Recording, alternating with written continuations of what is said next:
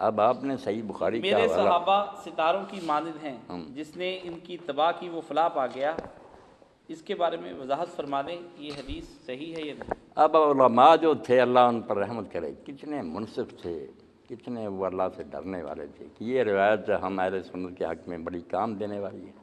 مگر آپ دیکھیں گے جن نے حدیث کے بارے میں کتابیں لکھی نا کہ صحیح غلط قرار کیا، سب نے کہا کہ یہ باطل ہے، موضوع ہے، لا اثر، بالکل اس کی کوئی جڑ نہیں، من گھڑت بات ہے، باطل ہے۔ دفتر لگ گیا ہمارے علماء کہ کون کہتا ہے یہ حضور نے فرمایا؟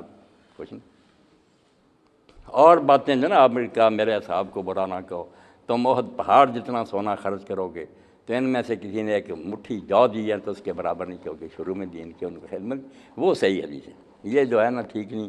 اسی طرح شیعہ حضرات پڑھتے ہیں کہ آپ نے میدان عرفات میں کہا کہ میں دو چیزیں چھوڑ رہا ہوں، ایک قرآن ہے، ایک اہل بیت، جو ان دونوں کو مضبوط پکڑ کر رکھے گا وہ گمراہ نہیں ہوگا۔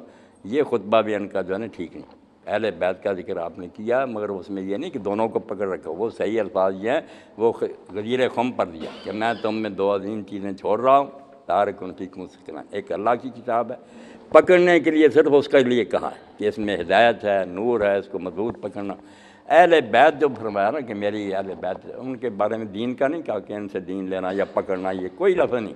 جہاں یہ تمسک آئے گا دونوں کا ضعیف موضوع ہے، اس میں یہ ہے کہ ذکرکم اللہ فی اہل بیت۔ اللہ نے بتا دیا نا کہ بعد میں لوگ ظلم کریں گے، تو فرمایا میں تمہیں اپنے اہل بیت کے بارے میں خدا کا خوف دلاتا ہوں کہ اللہ سے ڈرنا میرے خاندان کے ساتھ۔ وہ محمد نے امام مناوی لکھتے ہیں اس کے بالکل الٹ کیا، کسی کو قتل کر دیا، حضور کے بچے کو کسی کو قید کر دیا، ظلم ہی کرتے چلے گئے۔